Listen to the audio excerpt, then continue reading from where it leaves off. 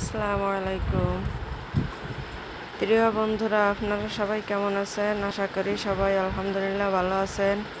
আজকে দেখাবো আমার আব্বু আমাদের বাসায় কিভাবে রান্না করে।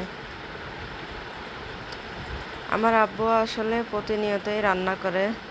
আমার আব্বুর কাছে যদি একটু সুস্থ থাকে, যদি বলি যে আমি রান্না করতেছি বা আম্মু রান্না করবে, তা আমার আব্বু কোনো মতেই কারোর কাছেই দিতে চায় না। তো আমার আব্বু রান্না করার জন্য আগে প্রস্তুতি নিচ্ছে। আগে হচ্ছে মরিচ, পেঁয়াজ, রসুন এগুলো কাটাকুটি করতেছে। তারপরে গরুর গোশ কাটতেছে। পেঁয়াজ রসুন অলরেডি কাটা হয়ে গেছে, তা আমি মনে করলাম যে আমি মোবাইলটা নিয়ে আসি, এনে একটু ভিডিও করি। তো আমার আব্বু দেখেন পেঁয়াজ রসুন কাটা শেষ হয়ে গেছে। এবার হচ্ছে আমার আব্বু গোশ কাটতেছে। গোশ কাটাও শেষ হয়ে গেছে। গোশের ভিতরে একটু আলু দেবে, আলু কাটা নিয়ে ব্যস্ত। তো এরপরে হচ্ছে আমার আব্বু অতিরিক্ত গরম পড়েছে, তো আমার আব্বু বলতেছে তুই একটু ধুয়ে দে। তো আমি ট্যাপের কাছে আসলাম পানি বাজায়। এখন গরুর গোশ এবং আলু ধোবো।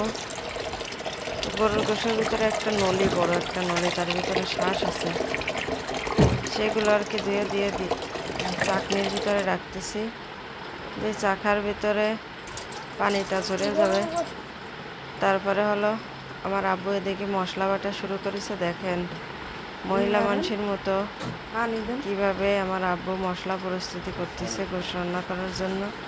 রান্নাটাও আসলে আমার আব্বু করবে, কারোর কাছেই দেয় না রান্না করতে। যদি একটু সুস্থ থাকে, তো আমরা সকালে ঘুমাই থাকি, তারপরে আমার আব্বু রান্না শুরু করে দেয়। তো বাপের বাড়ি যখন যাই, আমার আব্বুই রান্না করে। সকালে ঘুম থেকে উঠে আমার আব্বুর রান্না করাটাই খাই। তো ভাবলাম যে বাড়ির চারিপাশটা একটু দেখানো নিয়ত করলাম।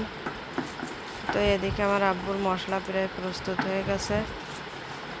এখন গোশ চড়ানোর পালা। রান্না করার জন্য পাতিল দিচ্ছে। এদিকে গ্যাস জ্বালাচ্ছে। গ্যাস জ্বালানোর পর পাতিল দিছে, দেওয়ার পরে এখন রান্না করবে, গোশ তুলে দেবে।